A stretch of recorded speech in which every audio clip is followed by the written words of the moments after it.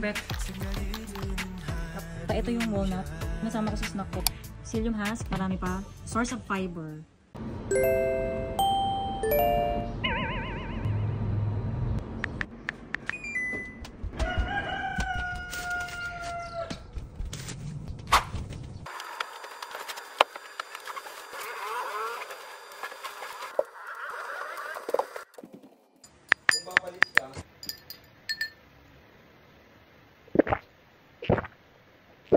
Glasses of warm water every morning on an empty stomach.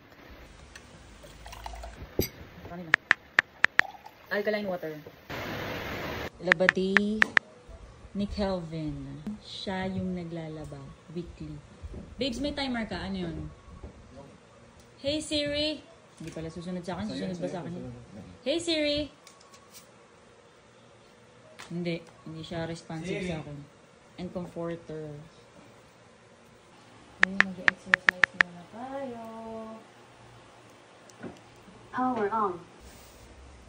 Here, so you were doing yoga exercises for acid reflux. 6 poses that are going to your back, and let's do this. A couple of pillows instead. If you happen to have a ball about this size, and keeping the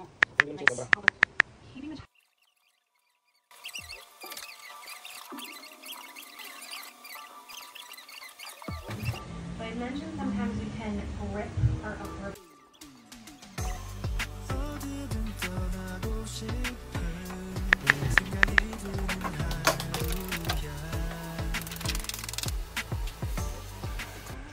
Quinoa.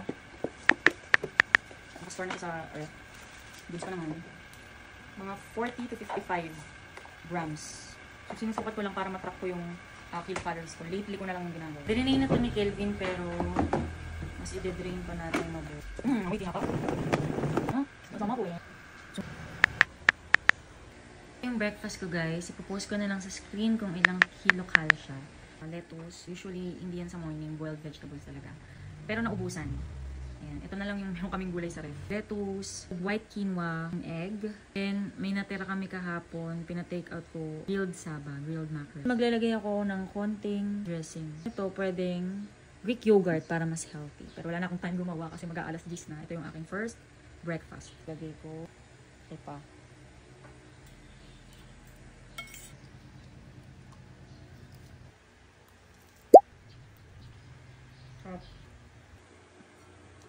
Ito na yung pinalit ko sa aking rice. White quinoa. Yung magkasabay ngayon ni Kelvin kasi bumili siya ng mga gulay. Sarap nung lettuce na to. Sinerch ko, ano pala siya? Red romaine lettuce. Yay. Andito na si Kelvin. Alin pangit? Toge. Broccoli wala. Hindi ka nakabiling broccoli? Toge, hindi ka rin nakabili? Pangit kasi gano'n? Baka pabalik mo rin sa... Sa ibang store, wala? Wala na eh. Gusto rin isa. Ew. So, wala akong ano sa toge. Madilaw na eh. Toge. Kamote, meron? Meron. Nilalang mo. Langgamers. Bumili kang saging, di ko yan nilista. Wala ka na saging. Oo nga. Magsishake pa naman ako ngayon. Ito, nilabas na rin ni Kelvin kaninang umaga pa. Ang sama yung lunch namin kasi mabilis lang siyang i-prepare. Chicken breast fillet. Yan yung meal prep ko para ready to cook na siya. Mga susunod na araw. Kumain ka na. Mga 100 to 200 grams yung ulay natin. Per meal. SNR yung binili nila. Nakalimutan ko pala mag-spray. Nag-spray ka na? Sodium chloride salinase. Yung yogurt cake ko alam kung magkano. Na-video akong babe. Nag-spray ka na, babes. For 2 weeks consistent ako. Twice a day nito. Morning and then night. Nirecommend lang sa ni Jasmine, yung kapatid ko nasa Australia, kasi ito yung binigay sa kanya ng doktor doon sa Australia. Ito yung nahiyang sa kanya after a year of suffering from allergy. Akala niya kung anong akala niya. Ano ba yun? Hika. Akala niya hika. Pero ano din pala. Allergic rhinitis din yung kanya, diba? Duguin kasi yung ilong ko mula bata. Pero matagal na yung tumigil kapag ka na lang talagang naiinitan. Pero as in sobrang tagal na. So lately this year, as in sobrang dugo talaga ng ilong ko. Tapos madala siya. Kunyari, kakadugo lang ngayon. After 1 hour, magdudugo siya. Tapos kinabukasan, magdudugo siya ulit. Ang cause nun, sa akin, mayroong allergic rhinitis. So, nagbulis-bulis ako ng umaga dahil pumasok si Kelvin. Nag-mask, pero, wa effect pa rin. So, hindi sanay magwalis-walis. Buti na lang masipag ang aking asawa. Hindi sanay, pero yung katawan, yun nga. Pero parehas kami ma-allergic rhinitis, mas sensitive lang siguro ako sa dust. Tapos duguin nga, sensitive yung mga nerves ko dito sa aking ilong. Tapos nung gabi, ang ginawa ko, nag-exercise ako. Pagka-exercise ko, treadmill, tapos nagbuhat lang ng konti. Ayun, kala ko may sipon ako. Yung pala, talagang tumutulo na yung dugo, ang dami. Tapos ang tagal siguro mga 1 hour. 1 hour and 30 minutes. Pasulpot-sulpot siya, ang dami. Buong dugo na nga. Pero yung buong dugo, parang yun yung last kasi parang nag-clot na siya. Then, nagpunta na rin kami sa emergency room. So, kinabukasan, nagpunta kami ng asawa ko sa ENT. Same hospital sa Wesley. Tapos, ito yung na-recommend niya sa akin nga. Same, Salinase. And then, nung nag-recommend na siya ng tablet, inilabas ko to kasi binaon ko nga dahil bago lang talaga to, hindi ko to nabubuksan pa. At na-recommend nga sa akin ni Jasmine. So, tinanong ko, kita niya palang agad, kilala niya na. So, oh, di ko to nire-recommend kasi mahal to eh. Pero kapag hindi umepek yung parang kinulang pa yung tablet daw na nire-reseta niya, tsaka siya nito minsan. Yun na kasi nasa 1,000 plus. Yun. Pero so far, okay naman siya. Yun. Sa mga may allergic rhinitis. Pero consult your doctor pa rin. Ayun. Women's Microflora Probiotic. Dapat pumasok pa rin siya. 1 capsule lang. Every morning. Pwede siya sa empty stomach pero since sumupo nga yung GERD ko lately.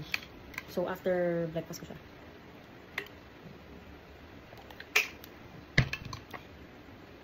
Life Space products formulated, blended, encapsulated, packaged, and quality tested in Australia. Shopee meron din sa Lazada. Para saan ba to? Ito ay para sa ating vaginal health. Supports a healthy vaginal microbiome. Yun, no added dairy or gluten. So, hindi siya yung talagang probiotics para sa tiyan. Ewan ko ba ba't binili ko to. Hindi, nag-search ako para mas mabango tayo down there. Mas healthy. Iwas sa yung pangangati, yung mga yeast infection, ganun. Pero actually, naghahanap ako ng yung brand din ito, broad spectrum naman. Focus siya sa tiyan. So, alis na kami.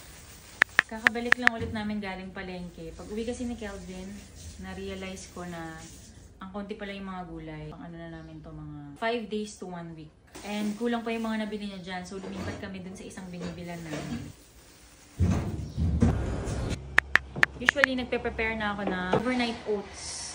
Pinanghahalo ko dun sa smoothie ko. Ayoko kasi siyang initin. Gusto ko yung overnight lang, mas gusto ko yung texture niya. Dahil hindi ako nakapag-prepare, kaya ngayon, ima-microwave ko muna.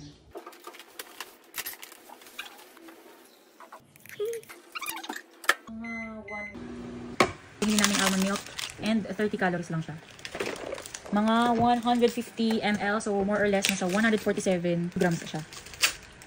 Times 2 dahil dalawa kami ni Kelvin, kaya mga 300. Yes, sumobra ng kunti. Pwede na yan. Mga 40 grams ng banana. Kakabili lang nito. Blueberries! Asan yung blueberries natin? Wala na siya blueberry, babe.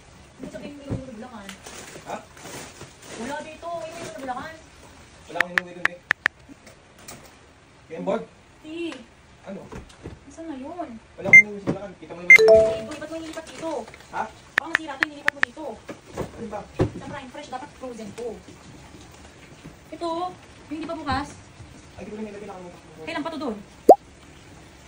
Ha? Kailan pa to doon? Inuwi tayo. Ano? Baka sira na to. Kelvin, mahal-mahal eh. Pero sana naman, di pa sira. So ito, blueberry. Sasalitan ko siya ng mulberry kasi meron kami mulberry. Galing dyan sa puno ni Papa. Mulberry. Tsa-tsa ako din yung dahon niya. Actually, hindi pa lang ako nakagawa ng tsa, pero kasali din siya sa diet ko. Almost daily. Pagkagat niya, siguro kasi, organic. Pagkagat niya, nakadit niya na yung ulo ng salago, bangkala niya, pa rin. Ano ba binili natin na yung blackberry yun, Eh, mabuto kasi. Ito yung binibili ko kasi resealable na siya. May mga iba akong nabiling, pero hindi maganda yung packaging. Ito maganda yung packaging niya. And ito kasi frozen individually. Mga grocery store na bibili. Diba? Madali pa siyang i-tear. Nahanap ko na. Naku po, nasabi ko na, babe. Nawala yung frozen niya. Bigay mo ba naman kasi sa Prime Fresh? Ba't mo naisip yun? Tikman mo nga kung goods pa.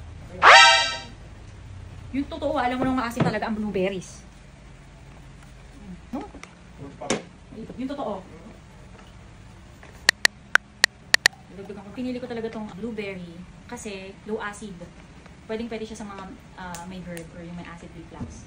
Blueberries, mulberry, blackberry, siguro yung mga dark yung color. Mga acidic kasi, strawberry, cranberry, raspberry, yun. Check nyo na lang din kung ito yung sinasabi ko. Pero na-search ko na siya. Oh, yun. Siya. Greek yogurt. Tatabi naman siya. Yung flaxseeds or 1/2 tablespoon ng flaxseeds. Pumpkin seed. Kasi maubos mo. Last but not the least, peanut butter. Ito kung ang ko doon. Cinnamon powder. Sarap siya. Ito yung niregalo sa akin ni Kelvin na magandang brand siya, actually, ng blender. Pero pang smoothie. Pero nagagamit ko din siya mga pang sauces ko. Gusto lang nating maigi. Okay, dami. Oh, ginawa naman talaga ito parang naman. Ako gusto ko lang, pag iniinom ko, kasi nalagyan ko ng straw. Straw.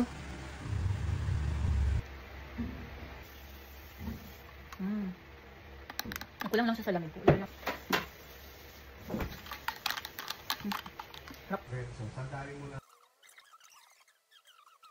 Mga parang mga kaedad nila. Making my supplies kung kompleto pa. Ito yung walnut. Nasama ko sa snack ko kahit mga 2 piraso, 3, 4 ganyan. O kaya minsan sa smoothie, wala na siya, kailangan ko ng umorder.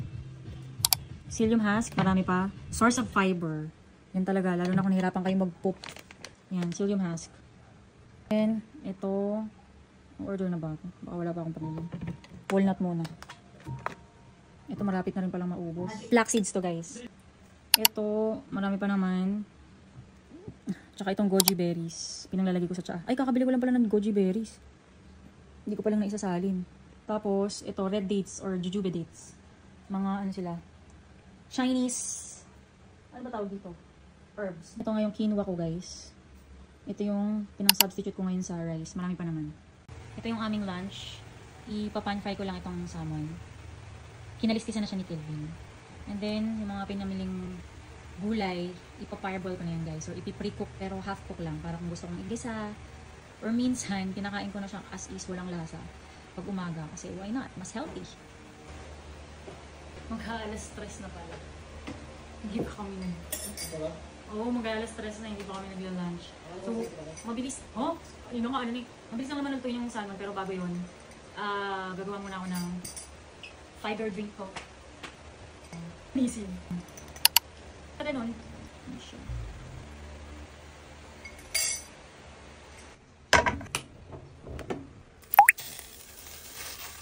Babangas na. Pwede na yan.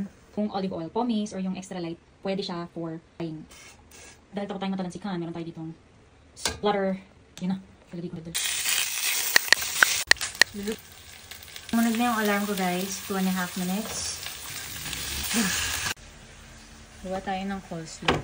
Kunti lang.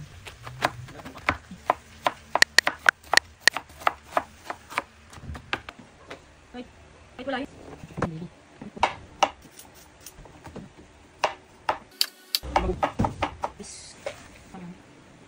Ayun. Page. Pero kung gusto nyo mas healthy, Greek yogurt.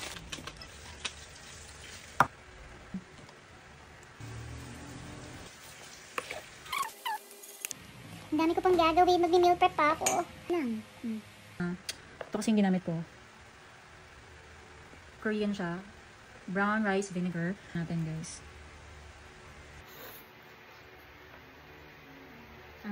Sarap. Sakto yung timpla. Kain na lang. Magpo-pour na pala. So, ito yung aking lunch guys. Sinukat ko na siya. Post ko na lang sa screen yung measurement. Pero ito ay 367 kilocalories. Ito yung ginawa kong coleslaw. Kung mapapansin nyo, wala siya masyadong mayonnaise. Tapos yung ginamit ko reduced fat pa, Japanese mayo. Tapos ito, galbi sauce.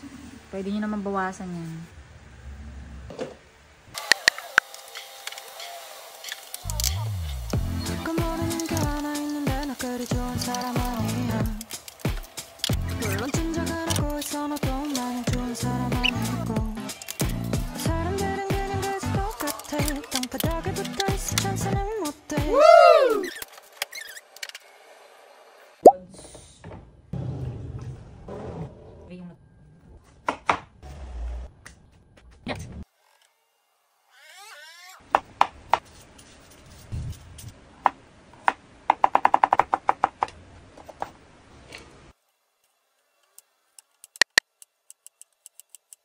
Titingnan ko lang kung kumukulo na.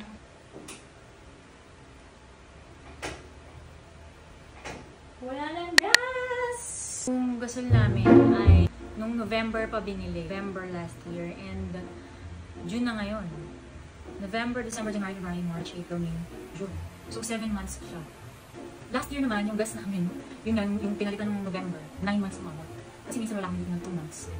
So more or less, 6 to 7 months tumatagal yung isang gas namin. Maliit lang yung guys ha, yung regular lang yung ginagamit. Tuntungan kasi mami nakikipagpalit ng kalan kasi yung kalan ko syempre yung matipid. Naswerte talaga kami yung kalan yun. Kaya thank God, blessing talaga. Kasi usually sa house, sa isang household, monthly pinapalitan kasama talaga sa monthly expenses nila yung gasol. So nasa 1,000 plus ata, 900 pesos to 1,000 plus yung price range niya. And diba, so ang laki natitipid. Ayan, pasensya na kayo sa aming kusina, our very humble kusina.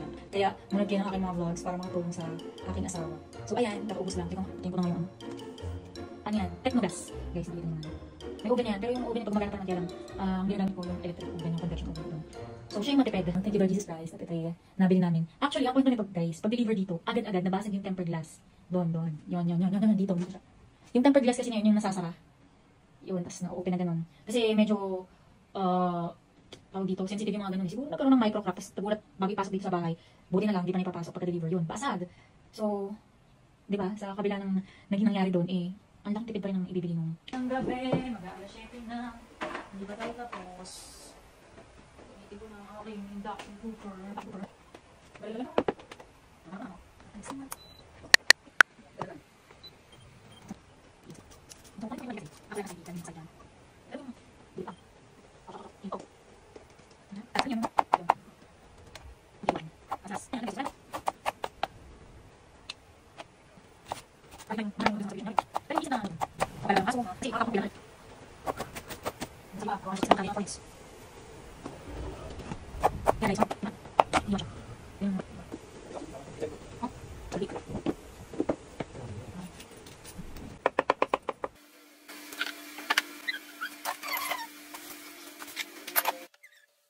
Tapos na yung kapagod. Hindi ko na kinayang mag-marinate ng chicken. Bukas na lang ng maaga. Laga-laga lang lahat yan guys. So, pwede niyang igasa kasi half-cook lang naman. Pero ako, kakainin ko na yung diretso. Yung umaga kasi kinakain ko yan. Tapos gumawa na rin ako nitong overnight oats para sa blueberry banana smoothie namin ni Kelvin. Niluto ko na yung maraming salmon kanina. Hinati-hati ko para na-crispy fry ko yung balat. Pan-fry lang yan, nakita nyo naman kanina. Tapos yung coleslaw, may natira pa. Siyempre, hindi lang naman isang kainan. Kasi ayun yung mga pinarboil ko na vegetables. So, pagod na ako. Yung basos ko, pagod na. Yan ang ating meal prep.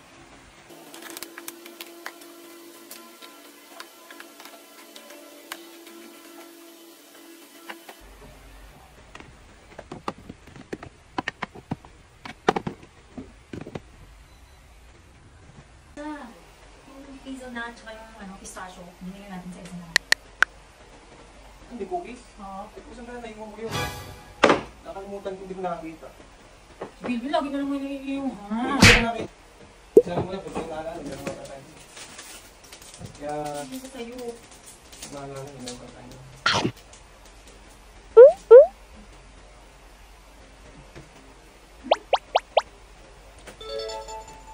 Makabigyan na nito pag gawin tayo pa.